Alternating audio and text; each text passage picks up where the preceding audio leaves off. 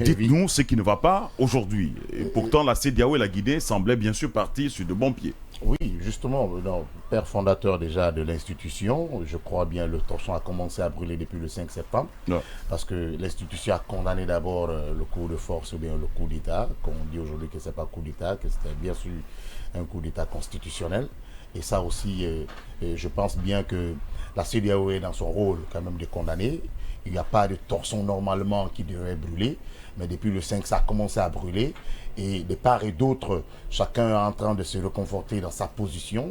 Et même si de l'autre côté, la position n'est pas beaucoup plus bien pour la Guinée, parce que c'est nous qui sommes un peu en erreur ou bien peut-être en faute, et la CEDEAO qui est en train de prendre des sanctions. Tu l'as dit tout à l'heure, oui, ça, au début, tout semblait bien, parce que nous avons vu généralement le ton parfois ténu quand c'est des coups d'État dans d'autres pays, et par rapport cette fois-ci à la Guinée, et on a vu comment c'est parti doucement, dès les premières heures même de ce coup d'État. Nous avons vu combien de chefs d'État ont rallié Conakry, sont venus rencontrer un peu la junte, et puis il y avait de l'espoir. Et puis même à l'international, la France et d'autres États qui sont venus, qui ont semblé peut-être soutenir la junte, peut-être on se disait même que est-ce que c'est pas parce que c'est la France qui soutient beaucoup plus la Guinée, d'où l'arrogance aujourd'hui dans le discours de la Guinée. Mais heureusement que peut-être que ça a été mal compris, parce que la balle qui était en train en ping-pong entre la CEDEAO, les commissions de la CEDEAO et les différentes missions qui sont présentées, qui sont pointées en Guinée, et le ministère de l'administration du territoire, ce ping-pong, on a su quand même canaliser le ballon pour mettre la balle à terre, et il y a eu quand même une diplomatie bien menée par Dr Maurice Sanda. Ouais. Et jusqu'à ce qu'ils se sont entendus sur une solution, sur un deadline pour mener à bon port cette transition. Sauf que, dans les faits, nous sommes en train, que ce soit la Guinée, que ce soit les acteurs de la société civile et même la CEDEAO, puisque nous parlons de la CEDEAO, nous sommes en train de constater aujourd'hui beaucoup de retard dans ce qui a été promis à le pacte signé entre l'institution et la Guinée. Et oui, c'est vrai, il n'y a plus de visibilité entre, c'est-à-dire dans la gestion de la transition, et le chronogramme qui a été promis à la CEDEAO, où nous en sommes jusqu'à présent. Vous avez vu le ministre de l'administration du territoire qui s'est dit, quelqu'un le disait, je crois, c'était sur PTS, que pour se libérer aujourd'hui du coup d'État, oui, Tamba le disait, que pour se libérer du coup d'État, il faut qu'on cautionne, il faut qu'on paye plus de 6 milliards. Hein, 6 000. 6 000. Non, 6 000 milliards, c'est la caution à payer pour sortir de la transition. Et moi, je disais que les 10 commandements du CNRD, jusqu'à présent, le premier point, on n'a pas commencé le premier point. D'où, jusqu'à présent, avec la CEDEAO, et le point tapé sur la table contre la junte, et on pense que c'est un torchon qui brûle, et on pense toujours que quand la CEDEAO est en train, dans son rôle d'attirer l'attention de la junte pour essayer de mettre au clair la gestion de la transition, on pense que c'est de l'arrogance, que c'est ce souverainisme, c'est ce patriotisme qui va faire trembler la CEDEAO. Heureusement qu'après, peut-être Ambalo, où le torchon a beaucoup plus brûlé par le mot, aujourd'hui c'est Tinibou qui vient, qui pense aujourd'hui qu'il faut aller très vite, et il ne peut pas cautionner quand même qu'on entretienne des militaires, et après ce sont ces mêmes militaires qui doivent venir faire des coups d'État. Donc, entre la CEDEAO actuellement et la Guinée, c'est vrai que rien ne va, mais j'espère quand même que tout ira bien, puisque de sommet en sommet, depuis la reprise, depuis Tinibou est devenu le président de la CEDEAO. Qui a quand même fait une installation fracassante, une entrée fracassante dans la gestion de l'exercice de la tête de la CEDEAO. Non, je crois qu'il est venu pour deux choses, parce que c'est ce qui ressort dans ses discours, c'est la sécurité, et puis l'affaire, la sécurité en somme, parce que les djihadistes de l'autre côté, mais surtout le coup d'État dans la sous-région, surtout les trois pays, le Burkina, le Mali et la Guinée. Donc, après ces premiers sommets extraordinaires qu'il a eu lui-même à la tête de l'institution, il y a eu ce mini-sommet qui s'est passé ces derniers jours, où encore ce sont des grandes décisions qui ont été prises, des recommandations qui ont été faites, d'où même Patrice Talon a été choisi comme médiateur dans ces 3 pays. Bien sûr. C'est pour dire qu'une fois encore, c'est une préoccupation. Si la Guinée pensait que peut-être la CEDEAO voulait passer l'œil ou bien voulait dormir sur la gestion de la transition, mais je crois que la CEDEAO s'est réveillée avec un président quand même qui tient à cœur le retour à l'ordre constitutionnel. Je pense que ces discours de va-t-en-guerre que la Guinée est en train de tenir actuellement, ces discours de patriotisme, ces discours de l'arrogance qu'on est en train de tenir, je pense bien qu'ils ont intérêt à mettre de l'eau dans le vin pour essayer de négocier très bien avec les institutions afin de partir, afin de sortir la Guinée. Ce n'est pas de négocier avec les institutions. Au fait, il faut œuvrer pour un retour à l'ordre constitutionnel. Le CNRD a parlé d'un chronogramme de 24 mois. Il faut respecter ce chronogramme. Il ne s'agit pas de négocier avec Paul ou Pierre. Tout à l'heure, au début, tu disais que le CNRD pensait que la CEDEAO faisait les yeux doux au CNRD. Non, ce n'est pas ça. Quand il y a un coup d'État, quand il y a rupture constitutionnelle dans un pays, il y a une période moratoire qui est accordée aux nouvelles autorités. Regarde par exemple, en République de Guinée, lorsque le CNRD a pris le pouvoir, quel est le parti politique qui est sorti pour contester dès le premier mois? Non, on a attendu les 100 jours pour même le voir RPG, un dans sa première communication n'avait pas condamné le coup d'État. Le RPG qui a perdu le pouvoir avait pris acte. Donc ça c'est une période moratoire. On a regardé le CNRD en Guinée ici, au niveau de la CEDEAO, on a compris qu'il y a quelque chose qui ne va pas. Donc c'est au CNRD de tout faire pour respecter le chronogramme élaboré de 24 mois. Hier, si vous avez compris, comment dirais-je, voilà, le Nigérian, vraiment, il va taper du poing sur la planche. Il faut que les jeunes au niveau de la CEDEAO essayent de revoir leur copie. Vous avez vu hier le tête-à-tête entre le Nigérian et puis Patrice Talon et surtout Ambalo. Les gens pensaient qu'Ambalo, comme il n'est plus le président en exercice de la CEDEAO, il allait quitter directement le terrain et puis rester dans sa Guinée-Bissau et autres là. Mais vous avez vu, il revient encore à la scène. Et lui, et Patrice Talon, et Bola, comment c'est Bola Tinubu Bola. Donc il reste toujours au centre des débats. C'est au CNRD de prendre ses responsabilités et de respecter le chronogramme. Et mieux, prendre ses responsabilités, respecter le chronogramme, oui. J'ai envie de dire surtout à ces leaders politiques qui pensent que ceux qui sont à l'extérieur sont des amis de ces présidents, qui sont en train de tirer les ficelles aujourd'hui pour qu'on puisse mettre une pression sur la Guinée. Il faut mettre une pression bien sûr sur la Guinée parce qu'on ne sait pas aujourd'hui, je l'ai dit tout à l'heure, où nous sommes dans cette transition, où nous partons. Personne, aucun Guinéen ne pourra nous dire aujourd'hui où nous partons. Sauf Mori Kondé. Non, quand je dis aucun Guinéen, je ne parle pas de ceux qui sont aujourd'hui au sommet. Il y a quand même des gens qui pensent aujourd'hui, les 90% des Guinéens, même si on n'avance pas. On ne sait pas où nous partons dans cette transition. D'accord. Donc il y a certains leaders politiques aujourd'hui. Vers un glissement, moi je connais. La mouvance de la transition, je voudrais qu'ils sachent que ceux qui sont à l'extérieur ont envie de rentrer quand même pour aller à la présidentielle. C'est pas parce que c'est des amis qui sont en train de tirer des ficelles, c'est pas parce que c'est une question d'amitié les institutions, mais c'est une question de retour à l'ordre constitutionnel. Non, c'est lui qui pense comme ça. Non, justement, on a vu les discours. Moi, je pense il y a des discours quand même qui sont en train d'être tenus pour dire que, je vais dire le nom, c'est Dr Faya qui pense que non, c'est dilatoire, il faut dire ça clairement. Que ceci, c'est là, qui sont exclus, que ce sont des amis. Est-ce que c'est la faute à quelqu'un s'il n'a pas d'amis, lui? Non, je le dis. Non, il faut. Non, trop méchant. Il faut que les gens. Je pose juste une question. Mais il faut qu'ils sachent quand même l'intérêt de la nation et les amitiés. Les institutions, c'est pas... Kourma, que peut-on dire de ceux qui ont applaudi ce coup d'État? Non, mais justement, c'était l'euphorie à ce moment. Mais il fallait s'y attendre. Non, il fallait s'y attendre. Il ne faut pas consommer. Les gens n'ont pas applaudi le coup d'État. Non, les gens n'ont pas applaudi. Moi, je n'ai pas applaudi le coup d'État. Si. Moi, je ne l'ai pas applaudi. Voilà, mon statut ne me permet pas. Voilà. Bien que j'apprécie certaines actions qui sont posées par le CNRD aujourd'hui, chose auxquelles je ne m'y attendais pas, mais je n'ai pas applaudi le coup d'État.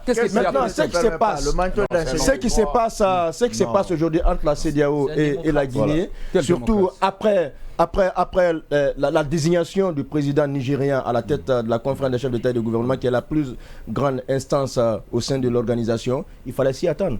au regard des rapports, dit-on qu'il existe entre le président nigérien aujourd'hui et l'ancien président Alpha Condé. Première chose.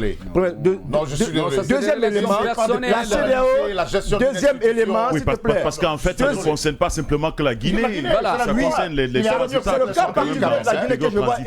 Et c'était des relations personnelles. Lorsque vous analysez le discours que le président nigérien prononce depuis sa désignation, pour ce qui est de la Guinée, moi je pense qu'il a un ton encore plus ça c'est la marque des anciens présidents même du Nigeria qui ont quand même servi comme étant président en exercice la CEDEAO. L'autre chose, lorsque c'est un Nigérian qui est président de la CEDEAO, c'est comme ça fonctionne. Ils ont ce processus-là. Quoi qu'on dise, après, Ambaolo et l'actuel président nigérien, c'est pas le même poids. Tinubu, c'est pas le même poids quand même.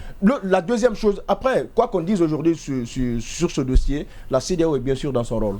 Voilà, parce que aucune organisation ne pourrait se frotter les mains face à une transition. Voilà, donc la CEDEAO est dans son rôle. La Guinée, les autorités de la transition aujourd'hui doivent travailler de sorte à rassurer d'abord la population guinéenne et deuxièmement les institutions. Parce qu'après, nous le disons souvent, aucun État ne peut vivre à vase clos. Si nous voulons avancer, cela peut être possible aussi avec le concours des partenaires internationaux. Et en première ligne la CEDEAO, parce que même si l'Union européenne doit avoir une assurance quelconque pour accompagner un État en transition aujourd'hui, cela part de la voie que va donner ici la CEDEAO. Donc il faudrait que nos autorités se réveillent encore une fois de plus et de sorte à rassurer l'opinion nationale et internationale que cette transition, nous pourrons la mener jusqu'à bout et dans le délai requis. Mais encore une fois, il ne faut pas aller vite en besoin. J'y crois encore.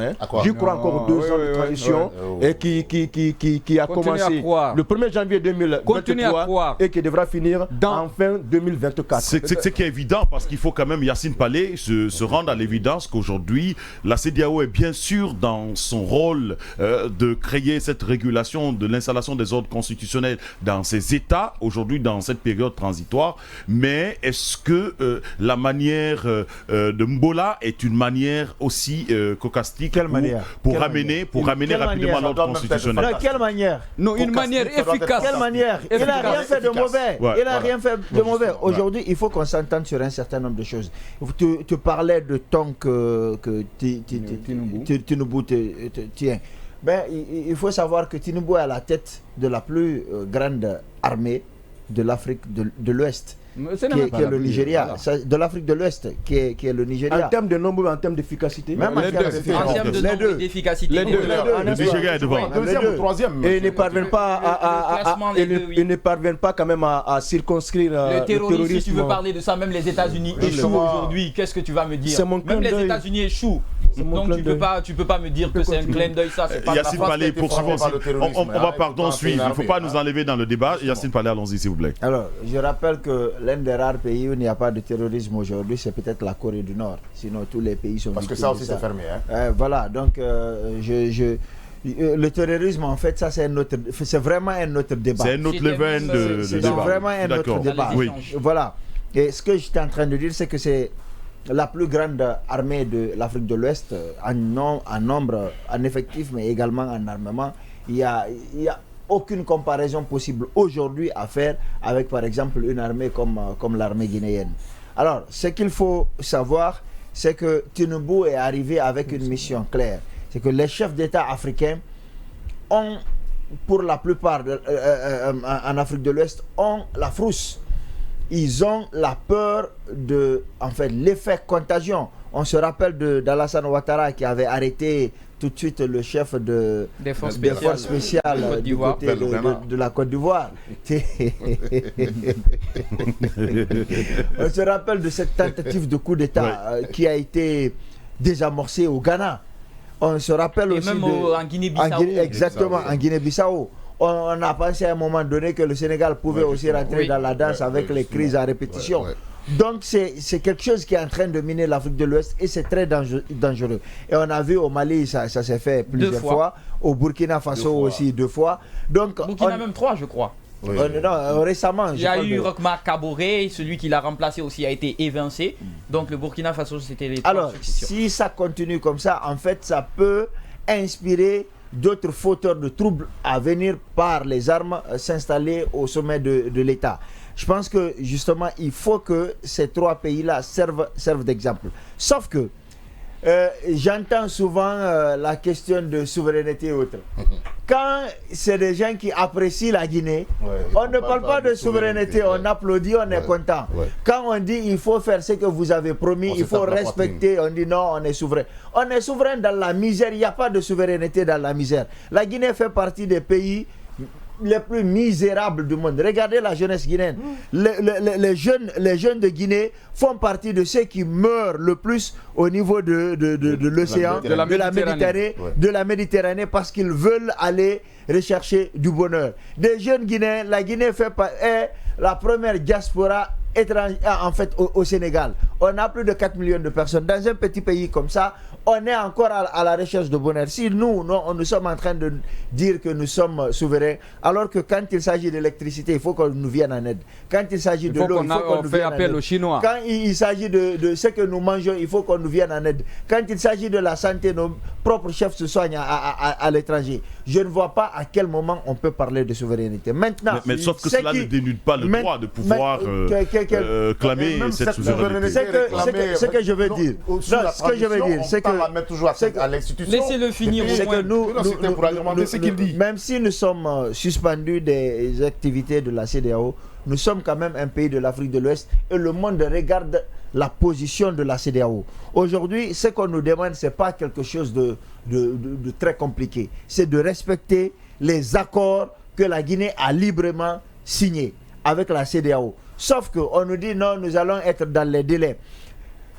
Cependant, quand tu regardes ce qui a été fait jusqu'ici, tu te poses la question de savoir est-ce qu'on sera véritablement capable de respecter le délai? Parce qu'on n'a pas une baguette magique. Il y a beaucoup trop d'activités à faire et les plus importantes pouvant nous permettre de sortir de la transition ne sont pas aujourd'hui véritablement entamées. C'est le recensement général de la population qui va aboutir à un véritable fichier électoral. Ensuite, il va y avoir toutes ces différentes élections. Sauf que le recensement n'a rien à voir avec le fichier électoral. Justement, le recensement général de la population doit aboutir à un recensement pouvant permettre d'obtenir un fichier électoral crédible. Vous savez, aujourd'hui, nous avons un fichier qui a été assez contesté. Même à un moment donné, la francophonie est venue déceler des irrégularités graves. 2 millions. Graves, ce qui a entraîné d'ailleurs... Même après que cette même organisation a aussi validé, vous savez quand même les élections de Alpha Condé. Vous rappelez quand même ces élections. Il y a deux choses différentes. Lorsqu'il y a eu le référendum et les élections législatives, vous rappelez qu'il y a certains partis politiques qui avaient refusé de participer parce qu'ils trouvaient que le fichier avait été corrompu. C'est lorsque la francophonie est venue, ces partis ont refusé de participer au processus électoral. La francophonie a reconnu effectivement qu'il y avait des problèmes. On a assaini le fichier, on a sorti un certain nombre de personnes du fichier, sauf qu'on n'a pas rouvert la candidature pour que ces partis-là puissent participer aux élections. Ça a fait qu'on a eu cette assemblée monocolore où des partis béni oui ont assisté à l'Assemblée nationale et ont accompagné le RPG dans sa forfaiture pour le 3e mandat. On pensait qu'ils sont des partis politiques. Ouais, entre guillemets. Maintenant, ce qu'on demande aujourd'hui, le CNRD a dit clairement qu'ils ne seront candidats à rien et que Mamadi Doumbouya tient à sa parole. Et l'autre chose qui a été dite, c'est qu'il ne va pas faire une minute de plus. Dite par Gawal, pas par Mamadi Doumbouya. Mais Gawal qui est quand même le porte-parole du gouvernement. Gawal n'est pas Doumbouya. Gawal ne peut pas se fendre d'un communiqué, d'une communication. Gawal, il dit n'importe comment. Non. Quand on va écouter Yacine, après on va penser. Yacine, il faut finir rapidement, s'il te plaît. J'ai l'impression qu'on veut peut-être bien fait de soulever ça. Yacine, oui. Alors, parce que la discussion qu'on est en train de mener c'est pour dire non, c'est pas le président qui l'a dit. C'est pas lui. Non, Gawal est le porte-parole du gouvernement. On y va. Je vais continuer. Vas-y, continue s'il te plaît. Je pense que je n'ai pas dit Baka là dans le quartier. J'ai dit Ousmane Gawal qui est le porte-parole du gouvernement. Qui n'est pas le porte-parole de la présidence. Et ce gouvernement n'est responsable que devant le président de la transition. La présidence a un porte-parole. Attention. Non. On ne va pas tomber dans ça. Yacine Palé, il faut continuer s'il te plaît. J'étais en train de dire. C'est comme ça qu'on a créé le 3e mandat. C'est ça. C'est dans cette confusion, cette cacophonie. C'est pourquoi je ne veux même pas m'attarder sur ça. Je disais que Mamadi Doumbouya a dit qu'aucun membre du... aurait dit.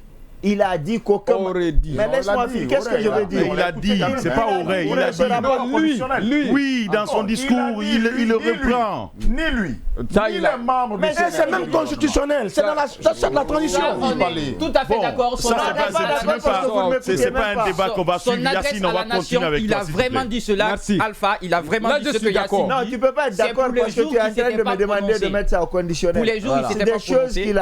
Qu'il a dit clairement, il a dit qu'il ne sera pas candidat aucun membre du CNRD. Institution. Mais malheureusement, on ne connaît pas tous les membres du CNRD. On ne connaît pas les membres du CNRD. Aucun membre d'une quelconque institution ne pourra être candidat à des élections ici. Tu connais combien de membres du CNRD? On les avait quand même présentés devant le CNT. Peut-être que je ne connais pas le nombre, mais je sais quelles sont les entités qui composent le CNRD. Le CNRD, oui. C'est l'ensemble des forces de défense et de sécurité de l'armée guinéenne. Il y a des civils membres du CNRD, c'est ce que tu connais pas. Certains ont été présentés devant le CNT. C'est que tu oublies aussi. Donc, est-ce que je peux continuer? Allez-y. Alors, Gawal aussi a dit, le porte-parole du gouvernement, que le président ne va pas faire 1 minute de plus à l'issue des 24 mois. Et justement, la question qu'il faudra se poser, c'est si cette situation n'est pas tenable, est-ce que Mamadi Doumbouya va démissionner parce qu'il tient tant à sa parole? Ou bien il va choisir un de ses petits? Est-ce qu'il va donner à quelqu'un le soin d'aller aller au bout de cette transition, puisque ça s'est déjà fait? Dadis a commencé, même si lui c'est une balle qu'il a levée là, il y a quand même quelqu'un qui a terminé la transition et ça n'a tué personne. Je vais terminer par ceci. Aujourd'hui, la position du CNRD et du gouvernement guinéen ne rassure ni le peuple de Guinée, ni la communauté internationale. Parce que ça me rappelle fort bien Dadis, lorsqu'il avait dit qu'en 2009, il n'allait pas être candidat et qu'on a dit qu'il faut aller à 2 mois parce que certaines choses n'étaient pas... À 2 ans. Oui, mais en fait, les élections, on avait parlé de 2010, on avait parlé de 2009, ensuite on a parlé de 2 mois de plus pour aller en 2010. On a dit 2 ans de plus dans la vie d'une nation. Qu'est-ce que ça fait? Lorsqu'on lui posait la question, est-ce que maintenant que la date va changer, est-ce que tu seras candidat? Qu'est-ce qu'il disait? Il disait toujours, il se fâchait, il criait sur les gens. On a compris qu'il avait des velléités. Dès qu'on demande au gouvernement, au CNRD, à son gouvernement, de respecter les délais, les engagements, tout de suite, ils sortent les griffes et parlent de souveraineté. Mais non, je pense qu'ils commencent à être d'accord avec nous quand on dit que quelque part, au-delà des propos qu'ils ont tenus, dans les actions, il se pourrait qu'ils aient envie de continuer. Voilà. Mais Balé a tourné, mais il a fini par entrer par la porte. Dire, en fait. Je pense que c'est ce qu'il a entendu dire. Non. C'est pas ce qu'il disait. Il a tourné. L'inconvénient de ne pas écouter ce que les gens disent. Moi, j'ai dit des faits. Et c'est vous qui me demandiez de mettre ces faits-là au conditionnel alors que c'est clair. Il a longtemps tourné, mais il a fini par entrer par la porte. Merci, Palais. Je vais terminer par ceci. C'est qu'aujourd'hui, il faut que la Guinée ait intérêt à rassurer la communauté internationale, notamment la CEDEAO. Parce que ça ne sert à rien de dire que je suis ami à la France. Parce que c'est que au-delà de tout, lorsque la situation ne va plus être tenable, la France va trouver un autre allié, un autre ami en Guinée qu'elle va essayer de mettre au pouvoir pour pouvoir protéger ses intérêts. Ce qui est vraiment évident. Et ça, ce n'est pas choquant. Ce n'est pas choquant. Parce que tous les pays du monde cherchent à défendre leur intérêt.